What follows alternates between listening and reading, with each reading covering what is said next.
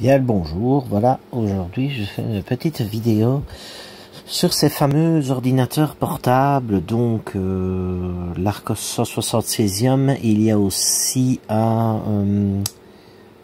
Thomson, c'est ça, Thomson d'un autre modèle, mais qui correspond donc à ce modèle de PC là. Donc c'est un modèle avec 32 Go de RAM, 32 Go de mémoire eMMC et 2 Go de RAM.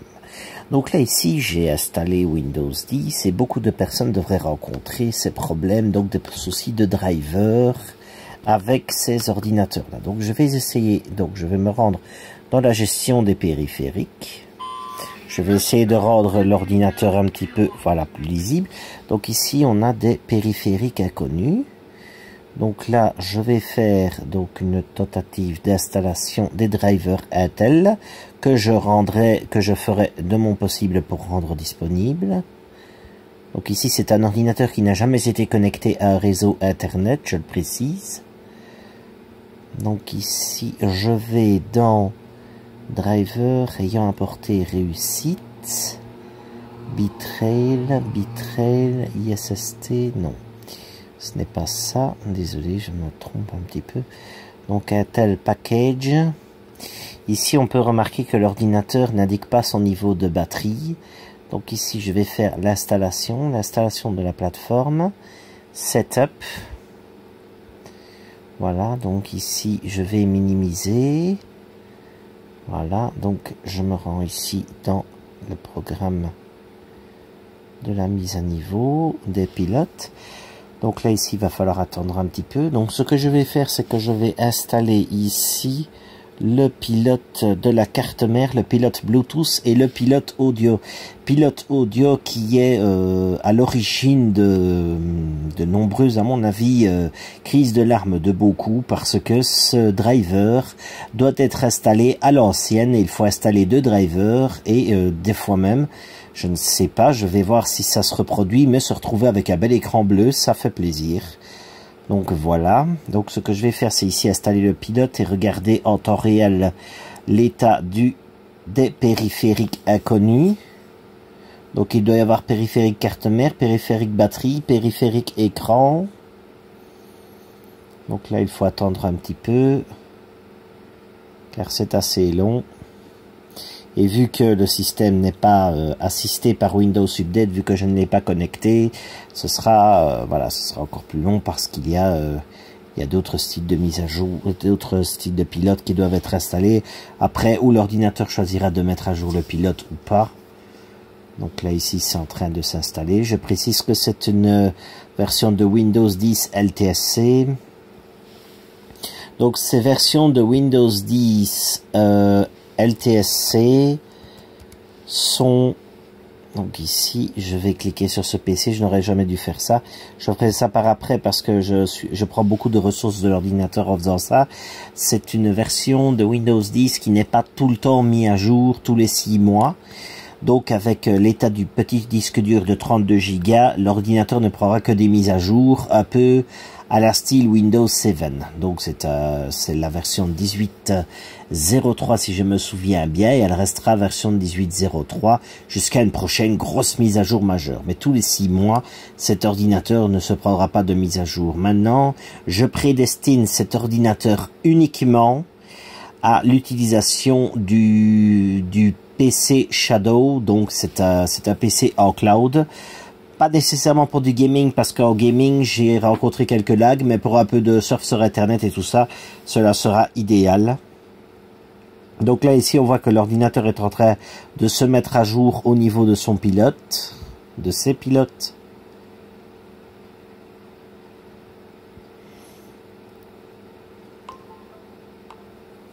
Voilà, j'ai déjà du son.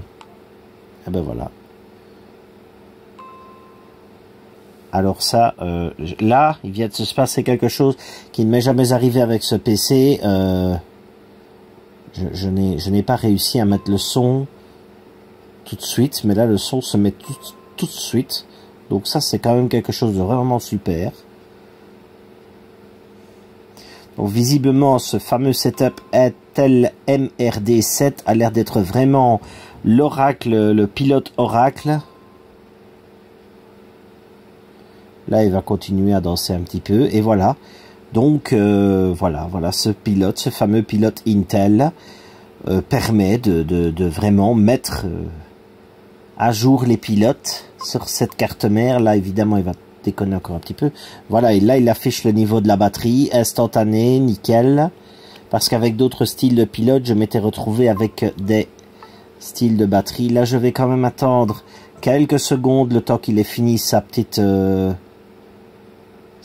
crise.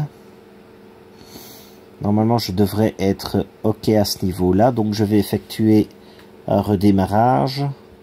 Je vais quand même faire une vérification parce que là, il est toujours, on dirait, en train de rechercher. L'idéal est de ne surtout pas redémarrer pendant qu'il fait des opérations disque.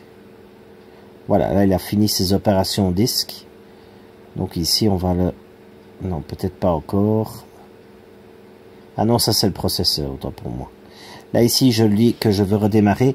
Le dernier périphérique inconnu est le périphérique du Bluetooth. Donc ça va être réinstallé aussi. Je n'en reviens pas. Cette carte son a été installée en direct alors que il m'a fallu tout un dimanche et toute une soirée hier pour réussir à installer ce système-là. C'est juste, cette carte son-là, c'est juste impressionnant, quoi. Mais après, c'est le pur bonheur parce que voilà, je me contenterai de mes petites mises à jour.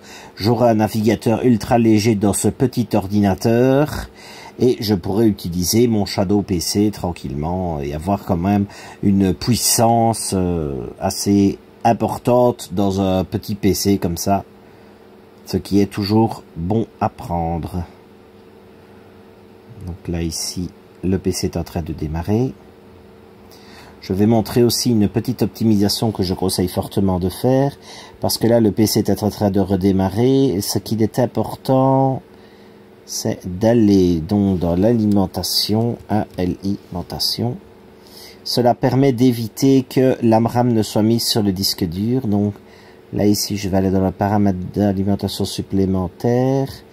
Ici, l'action des boutons d'alimentation, modifier les paramètres. Et voilà, donc ici, empêcher le démarrage rapide, parce que sinon, ça va faire n'importe quoi. Voilà, j'arrête ça. Ici, je vais installer le dernier pilote. Donc ici, je fais un clic droit sur le menu démarrer. Je vais dans la gestion des périphériques. Voilà, périphérique inconnu. Le périphérique n'est pas installé. Ici, je vais dans le logiciel pilote. Je me rends dans la clé magique. Donc, je vais ici dans driver ayant apporté réussite, BT, release note. Je vais le laisser fouiller. J'espère que je ne me plante pas. Voilà, c'est en train de s'installer. Donc, normalement, au niveau de la barre d'outils, voilà, Intel UART bus Bluetooth, donc c'est parfait, c'est mis à jour, voilà. Donc voilà le fameux cauchemar enfin résolu de ce style d'ordinateur. Donc ici, voilà, je montre un petit peu à quoi ça ressemble. Donc c'est un pilote qui n'apparaît pas dans le gestionnaire de périphériques. Je vais d'ailleurs montrer ce que c'est que ce drôle de système de pilote un peu bizarrement fagoté, parce que si je fais ce tuto là, c'est parce que les constructeurs ne se plaisent pas à rendre disponibles les pilotes. Je leur ai pourtant demandé, mais bon, voilà. Là, ici, c'est vraiment en recherchant que, voilà, j'arrive à trouver. Donc ici, j'ai accédé au BIOS en appuyant sur la touche ESC. Et le drôle de coco ici, c'est donc le fameux Azalia HD Audio et on a en ACPI mode. Donc en ACPI mode, il n'est pas reconnu, il n'apparaît pas dans le fameux gestionnaire de périphériques. Il faut installer ce fameux pilote Intel. Donc voilà, c'est un truc qui m'a fait avoir des cheveux blancs, qui m'a fait même dire, bah bon, bah ce PC, voilà quoi, je vais mettre une clé USB dessus et ce sera bon comme ça. Et voilà, je retiendrai de ma leçon. J'ai aussi fait une petite sauvegarde du fichier driver original de mon Windows. Je vais voir si je peux le rendre disponible. Sinon, le fameux pilote, je vais le recompresser et le rendre disponible. Ainsi que le fameux pilote Bluetooth. Et voilà. Donc, voilà. Ici, j'ai le son de mon PC. Je n'en reviens pas parce que, je le dis, il m'a fallu, je crois que si je ne l'ai pas réinstallé 5 fois, je ne l'ai pas réinstallé du tout à force d'essayer des pilotes, des drivers, des utilitaires, des ci, des là, et même DRP.su n'a pas réussi à en venir à bout. Ça explique quand même parce que DRP.su, bah, c'est quand même un truc réputé. Maintenant, moi, je me suis contenté de dézipper les fichiers 7-zip parce que si c'est pour installer les programmes, voilà, c'est un cauchemar. Donc voilà, j'espère que cette petite vidéo aura apporté une libération au niveau de votre installation de votre Arc 176e ou l'autre PC. Je ne saurais plus très bien dire lequel c'est, mais c'est un petit Thomson qui ressemble, mais alors comme 2 gouttes d'eau à celui-là. On voit la touche power atypique, les 2 microphones et les 3 lettres d'indication qui sont le majuscule lock et le numlock. Petit conseil, n'allumez jamais le numlock, sinon vous allez écrire des chiffres et des lettres et ça va être un cauchemar.